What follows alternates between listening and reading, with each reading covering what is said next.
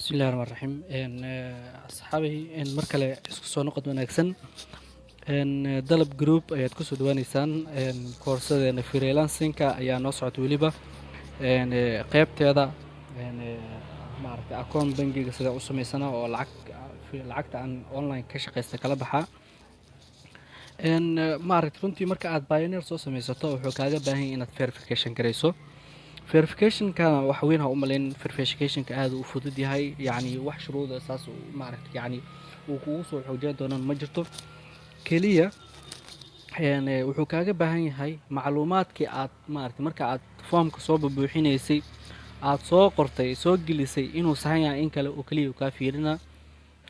ID cardkii aad soo gelisay meel ku qoran taariikhdii maaragtay yacni number ID numberka taariikhda magacaaga oo saddexan inay siman yihiin oo kaliya fiirina marka kadibna yacni insha Allah wuu kusoo aqbali doonaa marka verificationka marka aad verification samaynaysid meeshaas gambaleelka dhinaciisa meesha madaxa kuusan leh meeshaas saas u taabanaysaa marka aad taabato setting ma taabanaysid pending tasks ma taabanaysid sidoo kale ma taabanaysid referralka iyo support waxyaalahaas dhan ku qusayaan verification center bisa ku qusayso verification center marka ku dhufato haddii uusan akoonkaaga verification garaysnayn meeshan wuxuu kuusoo qaban doonaa maaragtay wuxuu kuusoo qaban doonaa verificationka waxyaabaha lagaaga baahan yahay meeshan kuusoo qori doonaa haddii uu ku verification garaysan yahayna waa waxba ma soo qaban doona marka hadda aniga wuxuu ku tusi doonaaye maaragtay uu ii verification garaysan yahay laakiin yacni maaragtay inaad verification garayso waxa weyn ma ahan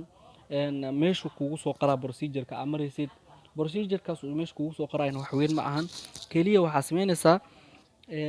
inaad maaragtay aad sawirto ama haddii aad iskaan ka hayso idhigaaga ama inaad sawir ahaan ka qaado ama iskaan haddaad ka haysan iskaan aad saarto keliya hal sawir bisu kaa rabaa kaasaa ku diraysaa weliba si clarity ah oo muuqato oo maaragtay ay u aqrin karaan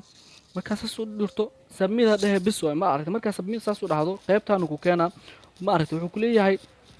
under review ku leeyahay maaragtay yacni waa review lagu sameynayaa maaragtay 3 maalmood oo maalmo shaqo ee maaragtay yacni wadamadaas inta badan maalmaha yacni sabti iyo axad maaragtay maalin shaqo ma ahan iyo maaragtay 3 maalmood iyo meelahaas la sheegaa laakiin maalmaha shaqada waxaa waa isniin talaado arbaco maaragtay khamiis jimco ilaa maaragtay adiga intaas waa yacni waxaa waaye waa intaasaa lagu fiirinaa in aad maaragtay maalmahaas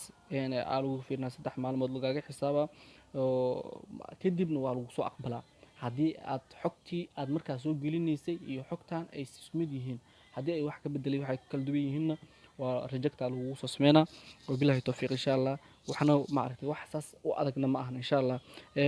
tan waxay muhiim kugu tahay hadhow maaragtay yani markuu uu maaragtay pioneerka mobilka ka dhumi karo waa laga xadi karaa iyadoo lacag ka jirto kugu jirto marka sidaad ku heli lahayd waa kaliya insha Allah wabillahi tawfiiq